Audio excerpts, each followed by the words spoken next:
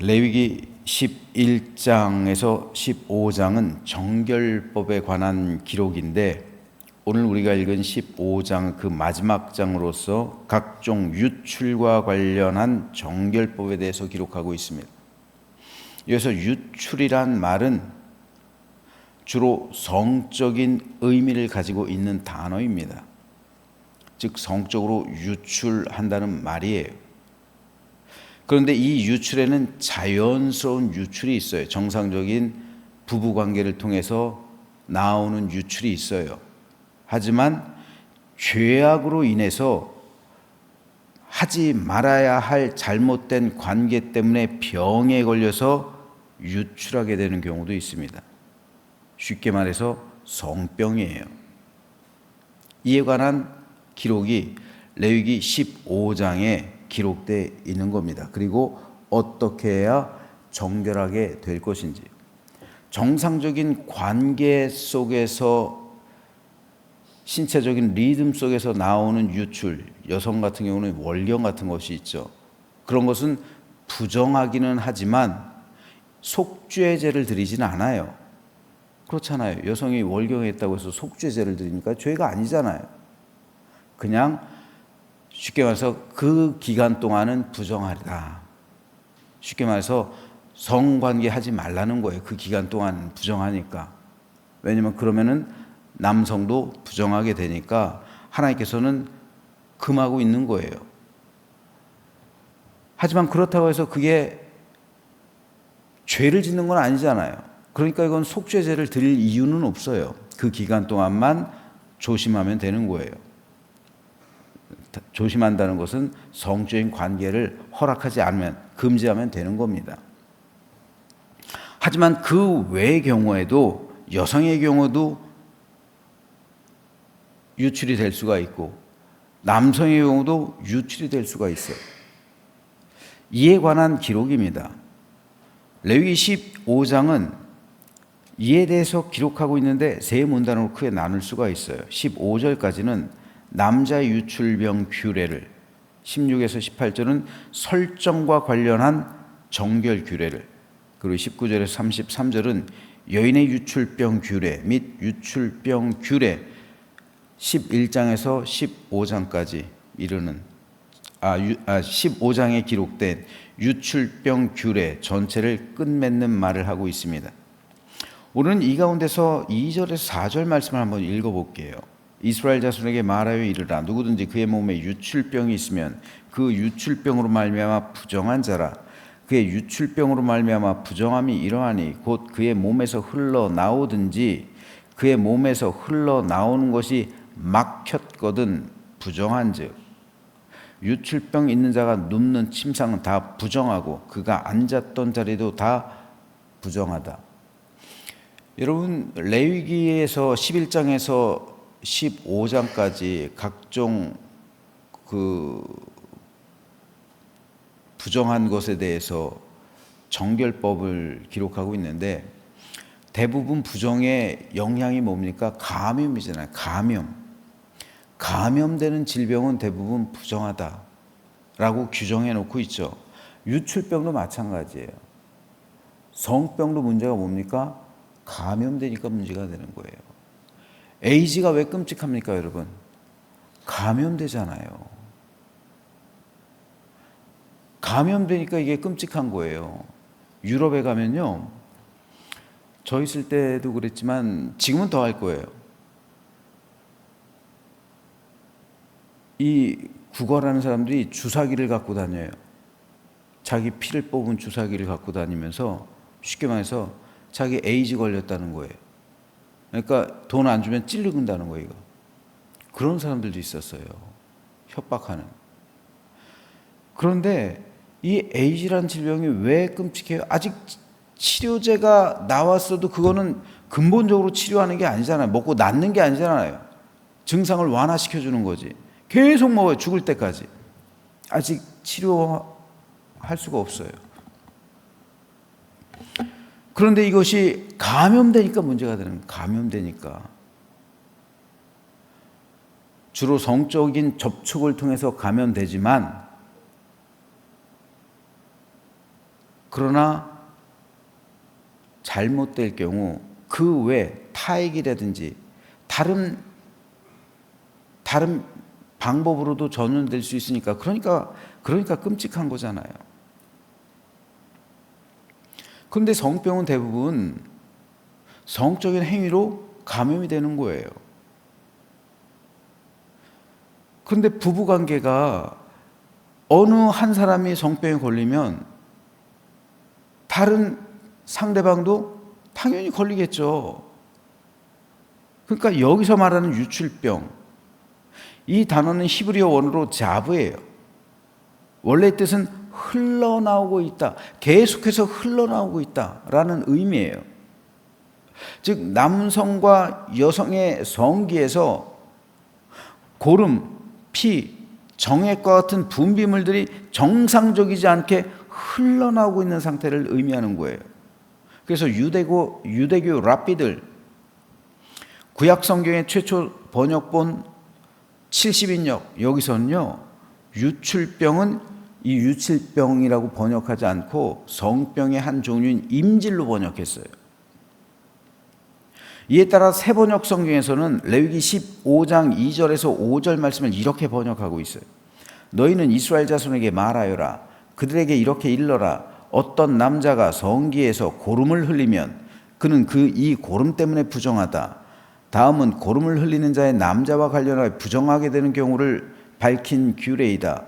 그 남자의 몸에서 고름이 줄곧 흘러나오든지 그 남자의 몸에 고름이 고여 있든지 하면 그는 그것 때문에 부정하다. 고름을 흘리는 남자가 눕는 자리는 모두 부정하다. 그가 앉는 자리도 모두 부정하다. 매독이나 임질 같은 성병, 이 고름으로 번역된 걸 70인역에서 그리고 유대교 랍비들은 임질로 번역했는데 어쩌면 매독일 수도 있잖아요. 이런 질병에 걸리면 심지어는 죽을 수도 있어요. 대표적으로 우리가 잘 아는 작곡가 슈베르트가 매독으로 죽었다는 설은 기정사실로 받아들여지고 있어요. 실제로 15세기 이후 400년 동안 매독으로 인해서 유럽에서만 1000만 명이 죽었어요. 전쟁이 아니라 매독으로요. 전쟁으로 죽은 숫자가 아니라 매독으로 인해 죽은 숫자가 400년 동안 유럽에서 1000만 명이에요. 19세기 말 프랑스 파리 인구의 15%가 매독 환자였다고 해요. 제레미 다이아몬드가 쓴 총, 균, 쇠라는 유명한 서적이 있죠. 거기에 보면은 이제 스페인 사람들이 남미를 가잖아요. 남미에 가서 정복하잖아요. 근데 처음에는 이 남미의 원주민들이 그 사람들을 환영했대요. 왜냐하면 그들의 예언서에 하얀 색깔의 사람들이 온다고 기록되어 있어서 이들이 신이라고 생각했다는 거예요. 백인들을. 그래서 우호적으로 받아들였대. 200명이 도착해가지고요. 거기 있던 주민들이 5만 명인가요? 20만 명인가요? 굉장히 많은 수. 200명이 이기잖아요. 전쟁을 통해서. 그런데 그렇게 해서 죽은 숫자는 얼마 안 돼요. 전쟁에서. 200명이 죽여봐야 얼마나 죽이겠어요. 그런데 그들이 상륙하면서 유럽 사람들이 가지고 온 질병이 원주민들을 전멸시켜버려요. 거의. 그러니까 거기서 제레미 다이아몬드가 말하는 총, 다음에 균이 인류를 변화시킨다는 균이. 지금 코로나 균, 이것이 인류를 변화시키잖아요. 인류를 멸망시킬 수도 있는 거예요. 총에 의해서라기보다 균에 의해서 인류가 죽은 것이 훨씬 더 많아요. 그렇기 때문에 이 균에 의해서 유럽 사람들 200명이 가지고 들어온 균에 의해서 그 사람들이 의도한 건 아니잖아요. 원주민들 대부분 다 죽어요. 마추픽추 같은 데 가보세요. 갑자기 증발해 버리잖아요, 사람들. 대부분의 학자들은 균. 대표적인 균이 뭐예요? 천연두잖아요. 천연두를 가지고, 그 당시 남미에는 천연두가 없었어요. 근데 천연두를 갖고 들어왔어요. 그래서 이 남미 사람들이 내성이 없다가 걸려가지고 다 지금 코로나 걸린 것처럼 다 걸려가지고 다 죽었어요. 그런데 이 사람들이 남미에 갔다가 유럽으로 돌아왔을 거 아니에요. 200명이. 돌아와서 이 원주민들이 가지고 있었던 균, 그들도 균을 가지고 있었어요. 그들 나름대로. 그 균을 묻혀가지고 왔어요. 그래서 유럽에 상륙하면서 그 균이 퍼지기 시작했어요. 그 균이 메독이에요.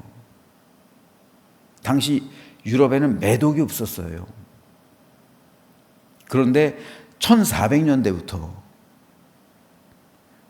이게 뭡니까? 그들이 신대륙을 발견하고 원주민들과 성적으로 접촉하고 그리고 그들에게서 옮겨온 그 성적인 질병인 메독이 급속도로 퍼지기 시작한 거예요. 유럽에. 그래서 400년 동안 1000만 명이 죽었어요. 어마어마한 숫자가 죽었어요. 19세기 말 프랑스 파리 인구 15%가 메독 환자. 그러니까 원주민들만 죽인 게 아니라 원주민들에 의해서 유럽 사람들도 그렇게 고통을 당했다. 균이 인류를 그렇게 바꿔놓을 수가 있는 거예요. 지금 코로나라는 이 균이 인류를 바꿔놔버리잖아요. 그런데 중세는 독실한 신앙과 종교적 규율, 이걸 강조하던 사회였잖아요. 하지만 그것과는 상관이 없는 거예요. 독실한 신앙을 강조하던 시대였는데 금욕을 실천하고 그런 시대였는데 성적으로는 문란했단 말이에요. 성병은 주로 성적인 접촉을 통해서 감염되지 그냥 감염되지는 않아요. 타락했다는 거죠. 기독교 내에서도 타락했다는 거예요.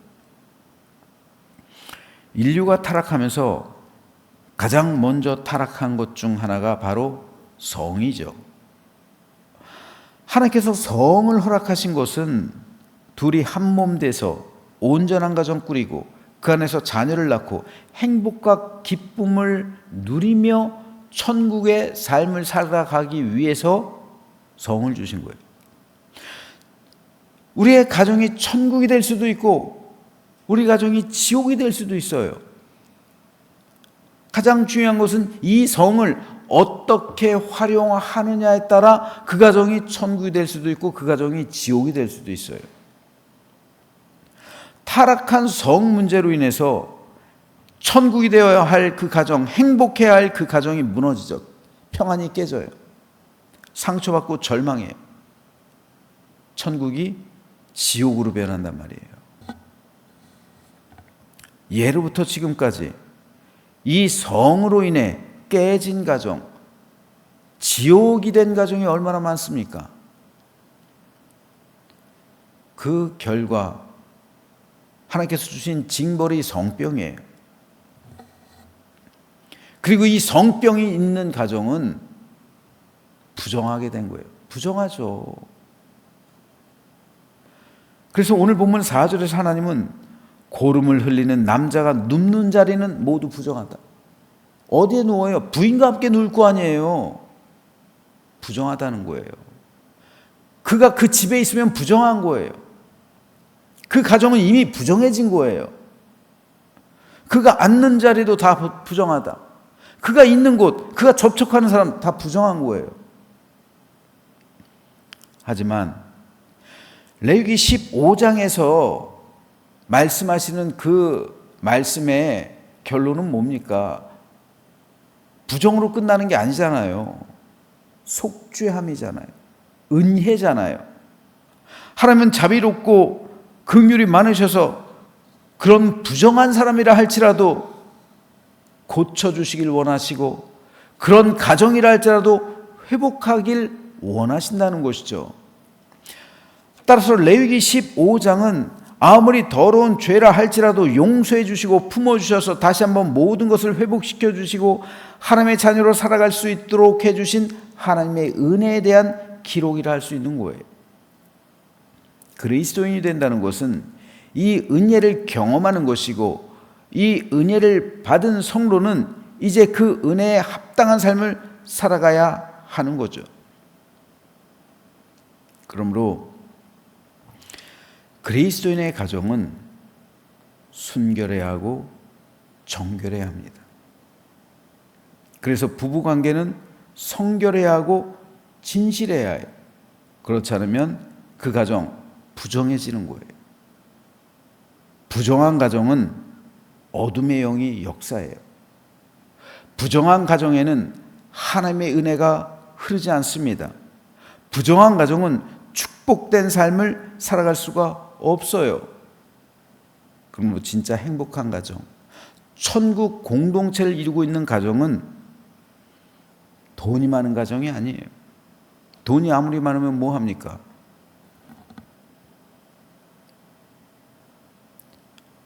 부정한 사람이 그 집에 있는데 돈이 아무리 많으면 뭐 해요? 명예와 권세와 권력? 그런 것이 있는 가정도 아니에요. 있으면 좋지만 하지만 그것이 핵심은 아닙니다. 진짜 행복한 가정은 남편과 아내가 서로 대해서 정결하고 성결한 가정. 결혼식 할 때 남편과 아내, 신랑 신부가 서약을 하잖아요. 혼인 서약. 이 사람을 맞이해서 검은 머리 팥불이 될 때까지, 쉽게 말해서 백발이 될 때까지 사랑해 줄 것이고 이 사람만을 사랑할 것이고 그리고 눈에서 눈물 나지 않게 할 것이고 절망 가운데 빠뜨리지 않을 것이고 어려울 때라 같이 손잡고 갈 것이고 이겨낼 것이고 한 몸을 이루겠습니다. 하나님 앞에서, 증인들 앞에서, 하객들 앞에서 선서하잖아요. 선언하잖아요. 이때부터 부부관계는 뭡니까? 맹세, 언약으로 맺어진 거예요. 성경체가 제가 주례할 때는 어떻게 돼요? 성경책 위에 손을 얹고 맹세하라고 그러잖아요. 하나님 앞에서 맹세하라고. 이건 서약이에요. 그러므로 결혼 관계, 부부 관계는 이 서약, 이 성경책 위에서 맺은 그 서약에 기초하는 거예요. 내가 끝까지 이 맹세를 지키느냐, 지켜내지 못하느냐. 그 주안점이 되는 것이 바로 이 성문제라는 거예요. 성문제. 요새는 뭐 남자뿐 아니라 여자도 그렇대요. 깨지는 가정이 많아요. 이 성문제로 인해서 순결함을 잃어버리고 그 약속을 깰 때가 많아요. 신뢰를 깰 때가 많아요. 그래서 직장에서 생활하는 그 시간이 집에서 생활하는 시간보다 많으니까 오피스 와이프를 두고 오피스 허스밴드를 두고 사무실에서 그렇게 서로 바람을 피는 그 가정 불행한 겁니다. 부정한 거예요. 그러므로 그리스도인의 가정 안에서 이런 부부간의 관계가 신실하고 믿음에 합당하며 그리고 믿을 수 있고 정결하고 순결하고 성결하다면 그 가정이 진짜 복 있는 가정이에요.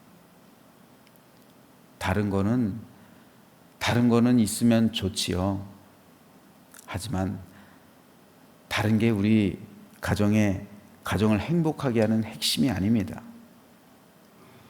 그래서 병이 아니라 축복을 받고 고통이 아니라 즐거움이 넘치고 절망이 아니라 소망을 가지고 하나님의 인도하심과 지켜주심과 함께 하심으로 언제까지나 행복과 사랑이 넘치는 천국 가정을 이루는 우리 모든 제암 가정 되시기를 주님 이름으로 축원합니다.